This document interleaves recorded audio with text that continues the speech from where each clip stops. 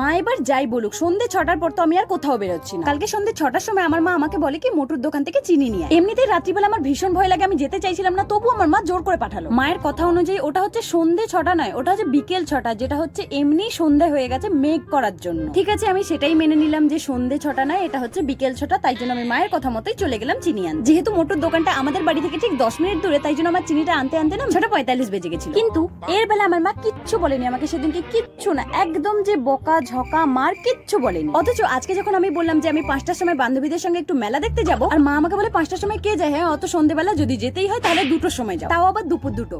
মানে 2টোর সময় কে যায়? হ্যাঁ, এই কথাটাই ঠিক আমি মাকে বলেছিলাম, আর বলছিলাম যে 2টোর সময় কে যায়? হ্যাঁ, 2টোর সময় তো কোনো কুত্তাও মনে হয় মেলাতে থাকে না। আর এরপরে আমার মা যেটা বললো সেটা আমি স্বপ্নেও ভাবতে পারিনি মা আমাকে এত বড় একটা অপমান করতে পারলো। মা আমাকে বললো অন্য কোনো কুত্তা থাকে না বলেই তো তোদের দলকে পাঠাচ্ছি, তোরা একাই থাকবি না। মানে মা আমাকে কুত্তা কি করে বলতে পারলো? অন্য কিছু বলে দিতে পারতো, বিড়াল টিড়াল, কিন্তু তা বলে কুত্তা।